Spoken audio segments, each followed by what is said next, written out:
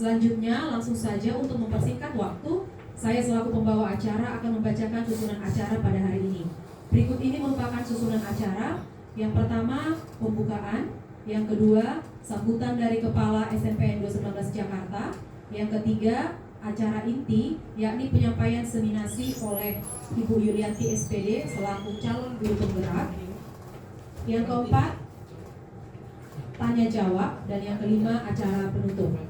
Baiklah, kita akan memulai acara yang pertama, yaitu sambutan dari Bapak Kepala SNPN 219 Jakarta kepada Bapak Dr. Andus Haji Saifuddin MM. Disilakan.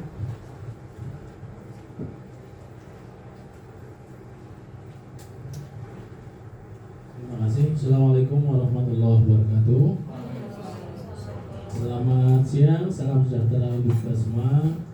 Bismillahirrahmanirrahim. Yang terhormat Wakil Wakil, Bapak Ibu Guru, Wabil khusus CGP Angkatan 8, yaitu Ibu Yulianti SPD. Hari ini kita bersyukur kepada Allah SWT, Tuhan Yang Maha Esa, atas limpah-limpahnya. Hari ini kita bisa berkumpul dalam rangka kita mendengarkan bersama-sama diseminasi budaya positif yang insya Allah akan disampaikan oleh calon guru penggerak kita, yaitu Ibu Yulianti SPD. Mudah-mudahan berkumpulnya kita ini kita mendapatkan ilmu yang baru, ilmu yang baik, dan kita bisa menerapkan, kita bisa mengambil hikmahnya apa yang akan disampaikan oleh Ibu Yulianti SPD.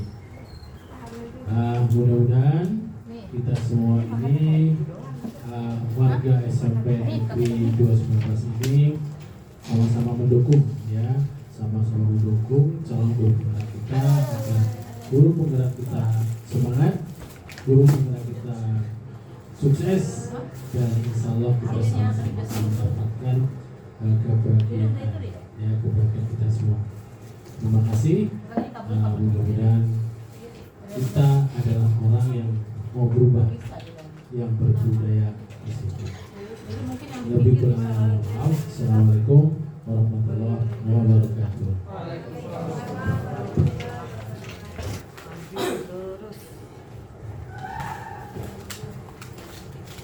Acara selanjutnya, penyampaian presentasi tentang budaya positif oleh Bu Yulianti. Kami persilakan.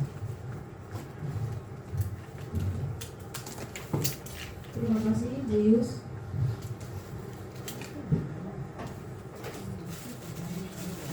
Assalamualaikum warahmatullahi wabarakatuh.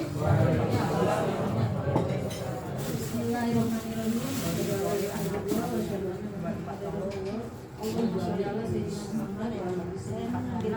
Pertama-tama saya ucapkan terima kasih pada Bapak Kepala SMP Negeri 219 yang telah memberikan kesempatan dan juga waktunya. Yang kedua, ada Bapak Ibu Wakil Kepala Sekolah juga yang sudah hadir menyempatkan waktunya di ruangan guru, dan juga rekan-rekan semuanya. Terima kasih yang tidak terhingga bisa menyempatkan waktu hadir di sini untuk mendengarkan sedikit pemahaman saya mengenai apa yang saya dapatkan selama mengikuti pendidikan guru penggerak sudah 3 bulan. Saya mengikuti guru penggerak ini 6 bulan, jadi sisanya 3 bulan lagi. Ini adalah rangkaian yang harus saya lalui, yang harus saya laksanakan dalam mengikuti pendidikan guru penggerak, yaitu salah satunya adalah tema budaya positif. Tema budaya positif ini kenapa saya memerlukan Bapak Ibu hadir di ruangan ini, karena untuk membudayakan budaya positif di sebuah sekolah tanpa kolaborasi dari kita semua, dari Bapak Ibu semua, maka tidak akan membudaya. Budaya positif itu tidak akan membudaya.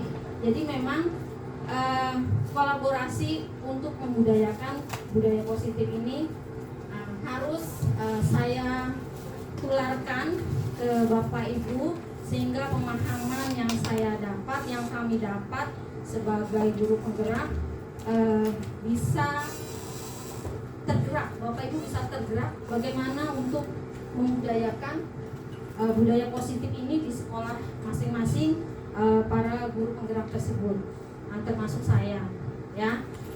Sebelumnya juga yang sudah lolos Budis A sama tentang budaya positif juga yang memang harus dibudayakan di sekolah seperti itu. Ini adalah modul terakhir dari modul 1 ya. Selama 3 bulan baru modul 1 ya. Ini modul ke 1.4 budaya positif. Sebelumnya memang ada beberapa modul 1 ini bagian-bagiannya, yaitu tentang filsafat pendidikan, itu modul 1.1 ya, dimana kurikulum merdeka itu memang mengacu pada filsafat pendidikan dari Bapak Pendidikan kita, yaitu Ki Hajar Dewantara, dimana konsep pendidikan menurut Bapak Ki Hajar Dewantara ini dihubungkan dengan konsep tadi, konsep budaya dan lingkungan positif di sekolah yang berpihak pada murid ya. Menurut beliau, ini bukan menurut saya ya, menurut beliau, pendidikan itu adalah usaha memasukkan nilai-nilai budaya ke dalam diri anak sehingga membentuk menjadi manusia yang utuh, baik jiwa maupun rohaninya ya. Ini filsafat yang sekarang ini digaung-gaungkan, yaitu kurikulum merdeka ya. Semuanya itu di kurikulum merdeka, hampir semuanya filsafat yang diambil itu dari Bapak Ki Hajar Dewantara. Dan pendidikan itu adalah tempat persemaian benih-benih kebudayaan dalam masyarakat ya. Jadi Ki Hajar Dewantara itu memiliki keyakinan bahwa untuk menciptakan manusia Indonesia yang beradab itu pendidikanlah yang menjadi salah satu kunci utama untuk mencapainya. Kita di sini ya sebagai pendidik menjadi kunci utama. Pendidikan dapat menjadi ruang berlatih, ruang bertumbuh ya, nilai-nilai kemanusiaan yang dapat diteruskan dan diwariskan. Makanya kita sebagai pendidik ini yang bisa meneruskan, mewariskan nilai-nilai kebajikan atau budaya positif tersebut ya. Seperti itu konsep pendidikan dari Ki Hajar Dewantara yang saya dapatkan dari modul 1.1. Selain itu modul selanjutnya tentang nilai dan peran guru penggerak. Jadi saya berdiri di sini, peran saya sebagai guru penggerak ya, mengajak, menggerakkan Bapak Ibu supaya mari kita budayakan budaya positif di sekolah kita ya. Jadi caranya memang dilatih seperti ini. Yuk ajak Bapak Ibu guru supaya budaya positif itu nggak bisa calon guru penggerak itu bergerak sendiri, itu nggak bisa ya. Memang harus berkolaborasi. Makanya di sini kita dilatih harus seperti ini, harus mengajak supaya bergerak, hatinya tergerak, bergerak, dan akhirnya bisa menggerakkan siswa-siswi yang ada di sekolah.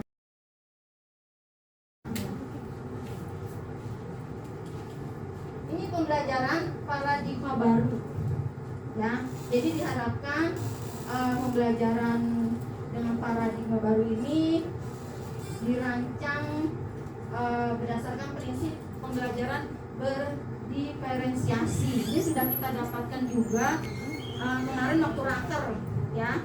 Kenapa berdiferensiasi itu sangat ditekankan sekali di budaya positif maupun di kurikulum merdeka ya. Itu diharapkan murid-murid belajar sesuai dengan kebutuhannya ya, berdasarkan tahap perkembangannya untuk mewujudkan profil pelajar Pancasila, ya. Hal itu sejalan dengan visi SMP Negeri 219 Jakarta. Yang dari tahun ke tahun, baru tahun kemarin itu diganti atas prakarsa dari Butis A, karena Butis A juga dapat tentang bagaimana visi itu harusnya dirubah, ya, jangan di copy paste, sehingga kita sebagai pendidik tahu apa visi dari sekolah kita, ya. Ini adalah visi SMP Negeri 219, ya. Mengingatkan kembali bahwa visi SMP Negeri 219 itu mewujudkan peserta didik yang berprestasi dan berkarakter profil pelajar Pancasila. Kemarin saya juga sudah melakukan diskusi bersama Bapak Ibu guru yang kebetulan memang diperlukannya tidak terlalu banyak. Bagaimana membuat sebuah visi dari satu sekolah, ya. Kebetulan visi kita ini memang sudah diganti, baru diganti. Jadi ketika kita diskusi bersama, hasilnya memang seperti ini, ya. Mimpi Bapak Ibu guru tentang murid-murid yang ada di sekolah diharapkan memiliki karakter, ya. Karena profil pelajar Pancasila itu sudah bagus isinya, jadi tidak terlalu panjang. Hanya saja kemarin tuh dapat masukan dari Bapak Praktik, ya, Pak Sugiarto itu ditambah karena beliau melihat sekolah kita ini hijau, jadi berwawasan lingkungan hijau, ya. Itu masukan dari pengajar praktik saya, ya. Nah, ini peran kita memahami bagaimana membangun budaya positif, ya. Membangun budaya positif itu seperti apa, konsep disiplin positifnya, bagaimana bisa berinteraksi dengan murid. Ini yang harus kita lakukan sebagai guru, ya. Bagaimana sistem rancangan sekolah kita, ya, dapat menciptakan lingkungan positif serta mendukung murid-murid kita itu menjadi pribadi yang bahagia, mandiri, tanggung jawab, ya, sesuai dengan filosofi Ki Hajar Dewantara, ya. Ini diharapkan peran dari kita masing-masing mau turun serta, mau angkat tangan, tenaga, meluangkan waktunya, ya. Jadi budaya positif itu tidak bisa kita hanya mengajar lalu pulang, ya. Jadi harus benar-benar turun serta dan berkolaborasi di antara kita tuh sangat diperlukan. Ini konsep budaya positif, ya, berdasarkan paradigma stimulus respon dan respon ke teori kontrol. Jadi konsep budaya positif itu kita harus membuka wawasan pikiran kita seperti ini. Bila ingin membuat kemajuan perlahan-lahan, ya, sedikit-sedikit kita harus mengubah sikap atau perilaku kita, ya. Namun bila kita ingin memperbaiki cara-cara utama kita, maka kita perlu mengubah kerangka acuan kita, ya. Jadi kita harus mengubah bagaimana kita melihat dunia, bagaimana kita berpikir tentang manusia. Paradigma kita itu harus dirubah. Skema pemahaman dan penjelasan aspek-aspek tertentu tentang realitas. Realitas seperti apa yang harus kita rubah? Seperti ini. Ini stimulus respon dan ini teori kontrolnya. Ini realitas yang ada sekarang dan ini teori kontrol yang harus dibuka, harus di kepala kita atau di pola pikir kita ini seperti ini, ya. Realitas kebutuhan kita sama, jadi kita harus membuka bahwa kita itu tidak sama, ya. Terus semua melihat yang sama, setiap orang memiliki gambaran yang berbeda, jadi jangan semua dianggap sama. Ketika kita menangani siswa bermasalah, semua dianggap sama, ya. Jadi kita harus masing-masing dari kita berbeda. Kita mencoba mengubah agar orang tuh berpandangan sama dengan kita, ya. itu harus dirubah. Jadi kita harus berusaha memahami pandangan orang lain tentang dunia. Yang terakhir ini model berpikir menang atau kalah, ya. Jadi ketika berpikir gue harus menang nih dalam suatu mengusulkan pendapat, gue harus menang nih, saya harus menang, ya. Tapi kita harus nyari menang, di mana titik tengahnya, ya, seperti itu. Lanjut, ini disiplin positif yang didengung-dengungkan. Disiplin itu berasal dari kata disiplin yang artinya belajar. Pasti sudah tahu Bapak Ibu. Ya, disiplin mengacu pada disiplin diri yang memiliki tanggung jawab terhadap apa yang dilakukan berdasarkan nilai-nilai yang diyakini. Ini teori banget ya. Disiplin positif merupakan salah satu penerapan disiplin yang bertujuan untuk menumbuhkan kesadaran serta memperdayakan prinsip peserta didik tanpa imbalan. Jadi kalau bisa nih peserta didik itu ketika dia melakukan disiplin atau menaati peraturan, ini imbalannya nih jangan dibiasakan, ya, jangan dibiasakan. Selanjutnya, ketika mendisiplinkan pasti ada nilai-nilai kebajikan, ya. Budaya positif berkaitan dengan nilai-nilai kebajikan. Ini nilai-nilai kebajikan yang ada di yang saya temukan di beberapa Google Site, ya. Ada tentang ini yang kita pakai kebetulan profil belajar Pancasila, yang juga nilai-nilai kebajikannya sudah menjadi visi kita, dan ini pendapat dari Ibu Primaridies program. Ini juga termasuk di sini, ada ini sebenarnya sudah ada di sini, ya. Ini sangat spesifik, kalau ini lebih luas, tapi ini masuk ke sini. Ini juga keterampilan hidup atau life skill juga termaktub di sini. Ini tentang nilai-nilai kebajikan, ya. Ini yang harus kita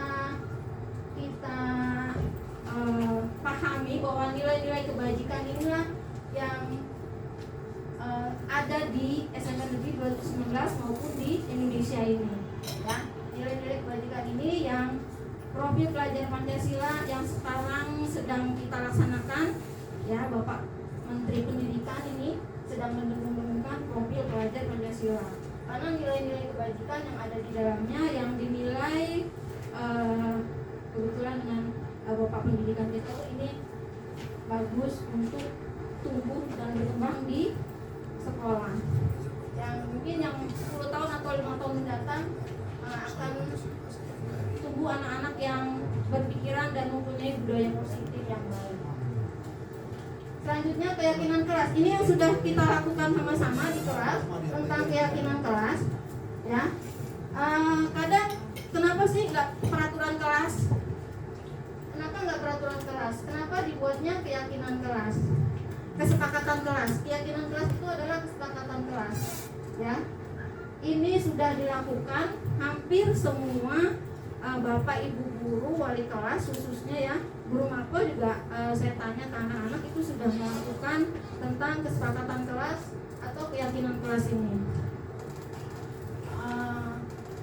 Kenapa keyakinan kelas?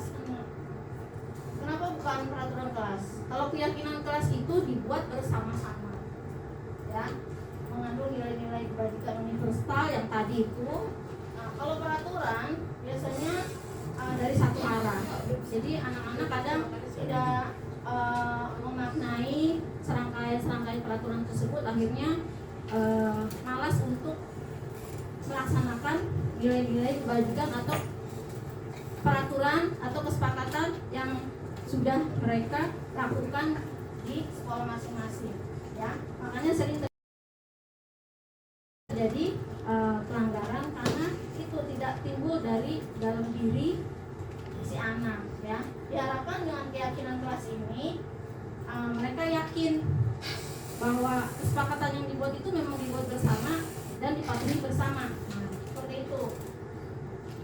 Ini saya dapat materi keyakinan kelas ini panjang kali lebar, ya, sampai tekniknya, pendalamannya, segala macam. Keyakinan kelas itu seperti apa? Nah, ini hasil keyakinan kelas yang saya dapat di BK di BK-nya saya, ya. BK kelas BK yang saya ampuh. Jadi ada beberapa keyakinan kelas yang saya ambil fotonya dan ada yang sudah didokumentasikan, ini di laminating. Kalau ini saya dapat 9D masih di grup ya. Alasannya karena nunggu angka simpul gitu ya. Terus ini juga masih berupa foto, belum didokumentasikan. Ini mudah-mudahan sih seperti ini semuanya, ya. Semuanya seperti ini didokumentasikan dan jangan sampai hilang sampai nanti tahun ajaran berakhir, ya. Karena keyakinan kelas ini tidak semua anak bisa mengingat, ya. Jadi ketika mereka melakukan sebuah pelanggaran, nah kita kembalikan lagi keyakinan kelas atau kesepakatan kelas yang sudah dibuat bersama-sama tersebut. Nah ini contoh keyakinan kelas atau kesepakatan kelas untuk khusus SMP, ya. Beberapa keyakinan atau kesepakatan kelas itu masih ada kalimatnya.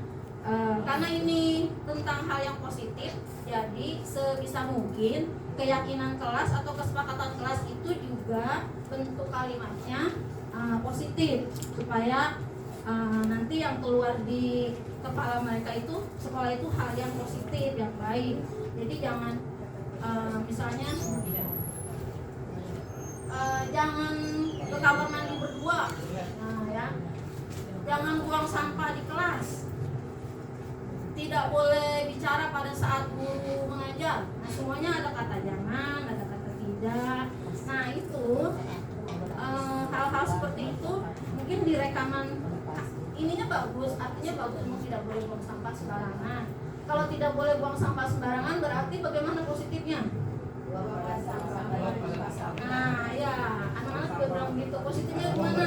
Buanglah sampah pada tempatnya, ya. Menjaga kebersihan kelas. Ada yang sangat spesifik sekali. Mungkin ini berkaitan dengan satu siswa. Nah itu juga sebenarnya kalau menurut saya gimana ya, Bapak Ibu nih, saya bukannya menilai atau bagaimana. Ada satu kelas yang bunyinya itu tidak mengganggu si A, dilarang mengajarkan kata-kata baik terhadap si A, ya. Jadi semuanya mengarah kepada si A. Nah, seperti itu. Jadi nanti berarti terhadap si B boleh dong, ya, karena sangat-sangat mengarah sekali, ya. Kalau seperti itu berkata atau mengajarkan tidak baik terhadap si B boleh. Jadi ketika kita meyakinkan atau membuat kesepakatan kelas, kalau kelas 7 SMP khususnya, itu memang harus ada kata-kata dibantu sama amungnya, yaitu guru atau guru mapel yang memang membuat kesepakatan itu seperti ini.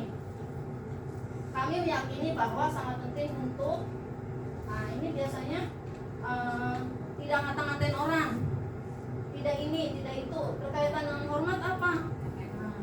Jadi kita rujuk ke keyakinan kelas tadi, keyakinan nilai-nilai kebajikan tadi, kita rujuk ke sana. Ini maksudnya nilai kebajikan yang mana? Saling menghormati, ya. Saling menghormati berarti saling menghormati. Kami yakin, bla bla bla bla bla bla bla bla. Nah, seperti itu. Jadi saling menghormati itu tidak satu. Banyak kata-kata saling menghormati, tapi poinnya banyak. Nah, ya, saya lihat di kelas seperti itu, masih seperti itu. Jadi tidak boleh ini, tidak boleh ini, tidak boleh ini, harus begini. Nah itu kita rujuk lagi seperti ini. Oh nilai.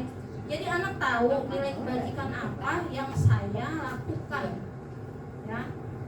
Kerjasama kah, sopan santun kah, kebersihan kah, nah ya seperti itu. Selanjutnya, ketika kita melakukan penyebaran atau bagaimana memahami budaya positif, itu pasti ada pelanggaran-pelanggaran. Ujung-ujungnya nanti ketika melanggar kesepakatan itu ada hukuman, ya, ada penghargaan. Itu mau tidak mau memang seperti itu. Ketika kita membuat kesepakatan kelas dan melanggar, itu pasti ada hukuman dan penghargaan, ya. Tapi hukuman dan penghargaan itu yang saya pelajari di sini, hukuman itu artinya tidak terencana, jadi tiba-tiba. Misalnya kamu ada anak itu melanggar, dia tidak masuk kelas jam pelajaran, akhirnya dengan tiba-tiba kamu keluar, ya, karena kamu ini langsung keluar, itu hukuman, ya, karena spontan dan tiba-tiba, ya. Kalau ada lagi selain hukuman, ya, ketika kita mendisiplinkan siswa, konsekuensi itu bedanya anak sudah tahu. Oke, nih anak-anak ketika kita buat kesepakatan, nih kalau ini begini, ini konsekuensinya ini, jadi anak udah tahu. Ya, ketika dia melanggar, dia tahu konsekuensinya apa sesuai kesepakatan. Ini Bu, nah, ini masih konsekuensi. Itu bedanya hukuman dengan konsekuensi. Ya, di sini ada pendapat dari ahlinya yaitu Al-Fiqhon, di mana dia mengemukakan baik penghargaan maupun hukuman adalah cara mengontrol perilaku seseorang yang menghancurkan potensi untuk pembelajaran yang sesungguhnya. Menurut Kohn, secara ideal tindakan belajar itu sendiri penghargaan sesungguhnya. Jadi menurut beliau nih, hukuman atau penghargaan itu mematikan semangat seseorang untuk merasa dihargai, ya. Jadi kalau misalnya anak kita merasa berbuat baik, kita dengan tindakan dia belajar sudah baik aja, kita puji dengan ekspresi wajah yang ikhlas, ya. Jadi anak itu merasakan bahwa apa yang dia lakukan itu memang baik, ya, seperti itu. Belum tentu hukuman dan penghargaan ini bisa membuat anak tersebut menyadari kesalahannya. Itu menurut pendapat dari Al-Fiqhon. Selanjutnya restitusi. Ini juga pernah diterangkan sama Mentis A tentang restitusi. Restitusi apa sih? Di sini restitusi itu sebuah cara menanamkan disiplin positif pada murid. Sekarang ada istilah restitusi, ya. Jangan ketuker, jangan kepleset juga. Nah tuh kan buahnya itu, ya, restitusi. Ini agak susah juga nih nyebutnya. Ini adalah sebuah cara menanamkan disiplin positif pada murid. Nah, restitusi dipercaya untuk sekarang ini ya, proses menciptakan kondisi bagi murid untuk memperbaiki kesalahan mereka sehingga mereka bisa kembali ke kelompok mereka dengan karakter yang lebih kuat. Itu pendapat dari dosen, ya. Pendapat beliau tentang restitusi itu dipakai di pendidikan guru penggerak, sangat dipakai gitu restitusi ini, karena menurut para tokoh atau ahli-ahli yang membuat tentang LMS di guru penggerak, pendapat dari dosen ini sangat mewakili ketika kita menghukum atau membuat si anak supaya sadar akan kesalahannya, ya.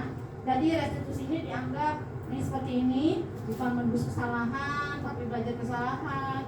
Restitusi itu memperbaiki hubungan, ya, menawarkan bukan memaksakan.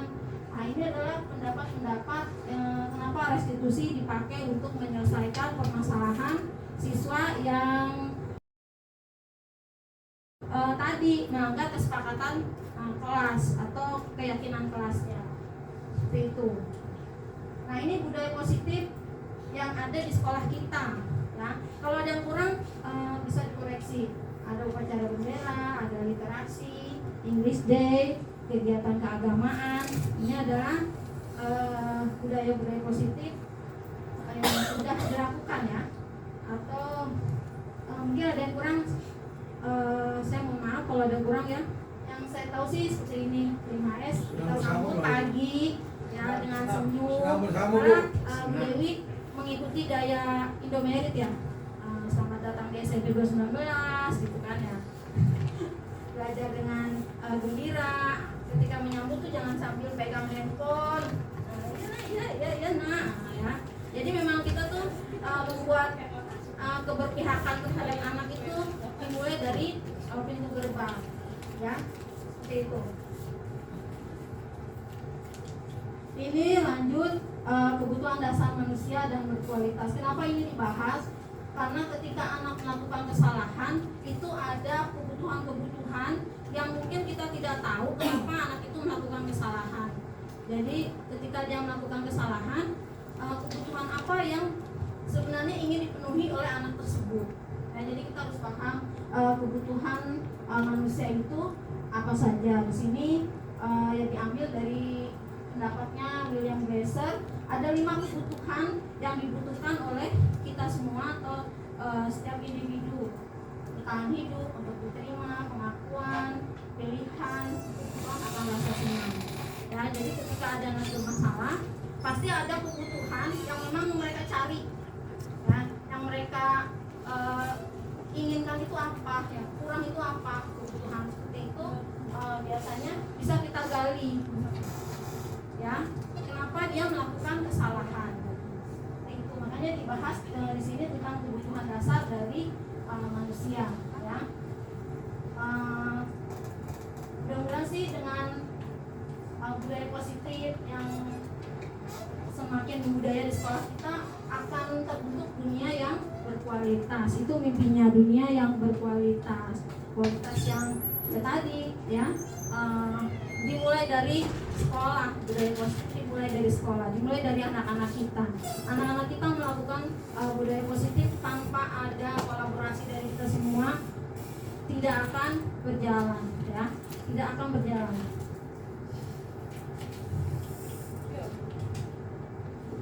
Oke, ternyata mati Bapak Ibu. Minta tolong kepada Bapak Agus untuk mengklik yang berikutnya. Terima kasih Bapak Agus. Nah, ini restitusi, ya. Restitusi itu sama tadi, ya.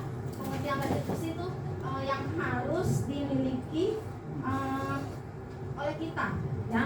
Oleh kita tuh yang mana sih? Yang harus dimiliki seorang guru, ya, ketika mendisiplinkan siswa. Ada pembuku, pembuat merasa bersalah, teman, pemantau, manajer, ya. Kami di sini diajarkan bahwa manajer lah, ya, yang terbaik untuk mendisiplinkan anak. Kalau menghukum ya tadi, ya langsung kamu melakukan kesalahan, hukumannya bersihin kamar mandi, tanpa ada penjelasan lebih lanjut atau alasan anak melakukan kesalahan, jadi langsung dihukum. Membuat merasa bersalah ini biasanya tetap anak itu jadi merasa bersalah bukan karena kesadarannya sendiri, tapi dibikin sama kita dia jadi merasa bersalah. Ya, kamu nih gimana sih? Ibu tuh sendirian loh di sini. Kamu bantu ibu dong. Ya, misalnya. Ibu udah panggil kamu berkali-kali, kamu nggak kasihan. Jadi dia melakukan kesadarannya karena ada dorongan atau kata-kata dari kita sehingga dia merasa bersalah, bukan datang dari intrinsiknya si murid tersebut, ya. Selanjutnya teman ini efeknya, ya, untuk sesaat mungkin dia bisa mengikuti apa kata kita, tapi ketika ada orang lain yang bukan dianggap teman, maka dia akan tidak menuruti orang tersebut. Jadi dia nanti tergantung sama kita kalau kita sebagai teman, ya. Untuk sementara mungkin bagus dia nurutin kita, tapi ketika kita tidak ada, maka dia akan melakukan kesalahan-kesalahan tersebut dan tidak mau mendengarkan. Dia menganggap itu bukan teman saya, ya. Nah, itu efek dari teman. Walaupun tidak dilarang ya teman ini, tapi efeknya itu seperti itu. Pemantau ini dia memantau aja. Salahnya apa? Tanpa ekspresi, wajahnya datar. Kalau pemantau itu bedanya ya. Ketika kita menanyakan sesuatu atas kesalahan yang dibuat murid kita, memantau. Kesalahannya apa? Misalnya terlambat Bu, sanksinya apa? Kalau terlambat, nah dia jawab lagi. Ya, mungkin ada konsekuensi yang sudah diucapkan sebelumnya. harus ini Bu. Ya udah kerjakan. Nah, ya. Jadi tidak ada rasa empati dari siswa kepada kita ketika dia menyadarkan karena ini gimana sih, akhirnya guru harus mantau gitu, harus mantau konsekuensi yang sudah disepakati itu ya. Yang terakhir manajer itu kita menegur dengan ramah. Jadi manajer ini menegurnya dengan ramah ya. Kamu kenapa melakukan kesalahan? Ditanya lagi alasannya ini Bu, tadi baru menghadapi satu siswa dan menerapkan restitusi ini ya. Kebetulan dari kelas 7A. Kenapa kasusnya saya dengar laporan dari Bapak Akram, tapi dia langsung iya Bu, benar Bu. Kenapa melakukan itu? Karena ini Bu, saya nggak tega Bu sama teman saya yang sakit di rumah sakit. Jadi saya disuruh dimintain uang. Oh gitu. Jadi ketika dia melakukan hal yang tanda kutip ada rasa dia ingin membantu. Oh jadi kamu membantu ya. Jadi kita puji dulu, Ibu hargai kamu membantu. Lalu kita tanya lagi, Ibu hargai kamu membantu. Kamu tahu nggak siapa yang dibantu? Enggak Bu. Kamu tahu lewat mana? Lewat chat doang Bu. Ya, akhirnya dia bisa terbuka. Ya, sehingga kesadaran akan solusi yang ditawarkan juga bukan dari kita. Si anak, jadi gimana? Saya balikin uangnya Bu. Balikin uangnya. Uangnya masih ada, masih Bu. Di mana? Di rumah. Nggak dibelanjain, nggak Bu. Jadi ada kesadaran saya harus balikin uangnya. Tanpa kamu harus balikin uangnya ya, itu kan bukan uang kamu. Nggak boleh begitu begini ya. Jadi harus memang dari si anak sendiri untuk mengakui atau menyadari kesalahannya. Ini bukan hal yang mudah karena butuh waktu, butuh proses ya. Karena kebanyakan dari kita mungkin sibuk dengan pembelajaran seperti itu ya, untuk menangani satu siswa dengan bertanya seperti itu panjang banget gitu kan ya. Tapi memang itu sebuah proses ya, perlu waktu. Selanjutnya ini restitusi segitiga yang kemarin juga sudah dijelaskan sama Mempis A ya, bagaimana kita harus melakukan restitusi segitiga ini ketika anak kita melakukan kesalahan atau pelanggaran terhadap kesepakatan kelas yang dibuat ya.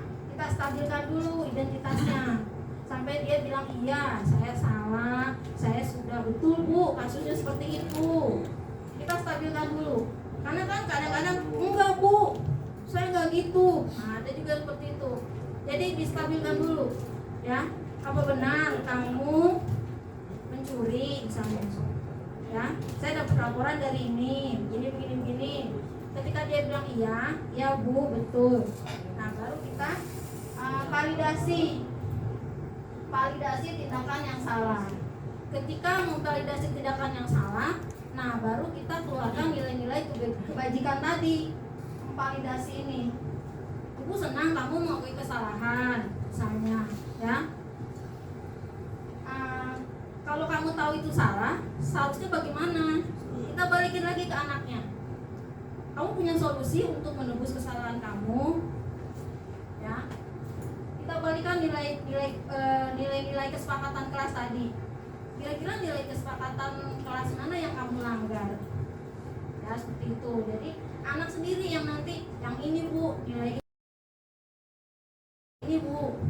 Nah harusnya bagaimana supaya masalah kamu itu ada solusinya ya. Jadi balikin lagi ke anak. Kalau misalnya penyelesaiannya itu menyimpang dari nilai-nilai kebajikan, nah baru kita luruskan ya.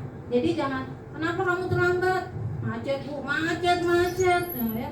Mana ada Jakarta nggak macet ya. Jadi kitanya emosi ya, anaknya juga cuma memang seperti itu, butuh kesabaran yang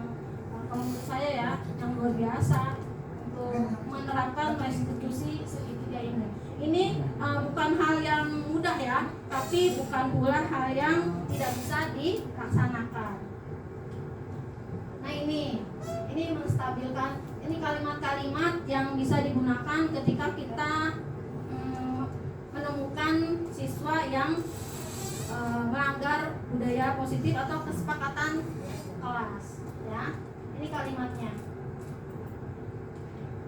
Nah, Bapak Ibu, mudah-mudahan ya budaya positif di sekolah kita ini bisa membudaya dengan adanya kolaborasi dari kita semua, ya. Demikian diseminasi budaya positif dari saya, kurang lebihnya saya mohon maaf. Saya akhiri. Wassalamualaikum warahmatullahi wabarakatuh. Terima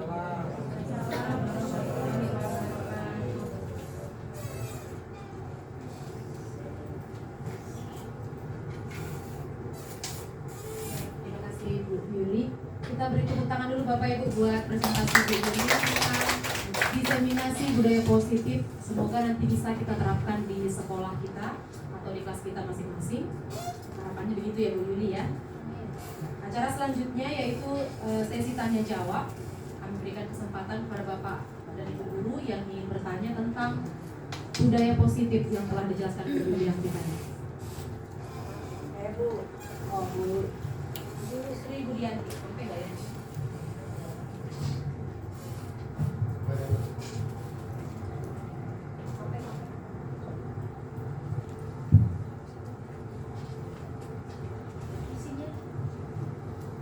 Terima kasih atas kesempatan yang diberikan pada saya. Tadi memang saya kurang konsentrasi atau apa. Tadi ada pembahasan restitusi dengan hukuman ya kalau nggak salah.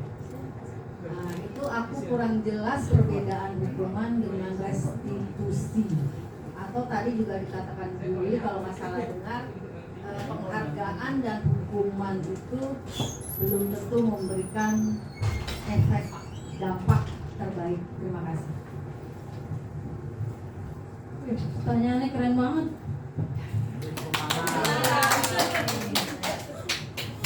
Oke, saya ulang pertanyaannya ya. Kalau tidak salah mohon dikoreksi. Iya, saya juga. Restitusi kaitannya dengan hukuman. Iya, Ya. Oke, hukuman itu sendiri bagian dari pendisiplinan, pendisiplinan terhadap siswa yang melanggar.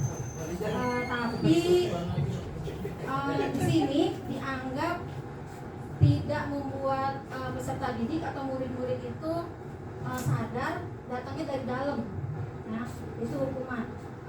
Restitusi bagian dari pendisiplinan juga, ya, restitusi bagian dari pendisiplinan juga.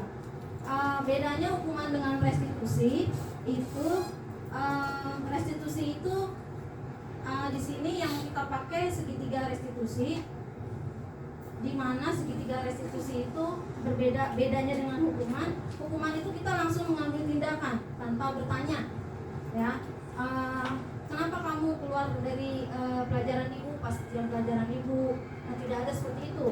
Jadi langsung kamu keluar pelajaran ibu, kamu salah. Jadi karena kesalahan kamu harus melakukan atau menebus kesalahan kamu, ya. Ibu mau kesalahan kamu itu ditebus dengan cara ini, karena kamu begini. Nah, itu hukuman. Kalau restitusi jadi ada tadi tahapan-tahapan yang 3 tadi, ya. Ada sebelumnya bertanya dulu, artinya bukan bertanya, kita semacam saya susah nyebutnya. Pokoknya kita harus, ketika anak bersalah kita tanya dulu kesalahannya, lalu sampai dia bilang ya Bu, itu kesalahan saya. Jadi jangan kamu salah, kamu ini jas gitu. Jadi kamu kemana? Saya kesini Bu. Nah, ketika dia jauh kesini, yang pelajaran itu bukan, ya Bu. Terus bagaimana? Nah, seperti itu. Sampai dia mencari kesalahannya dan dia mencari solusi sendiri dengan kesalahannya tanpa kita harus restitusi itu yang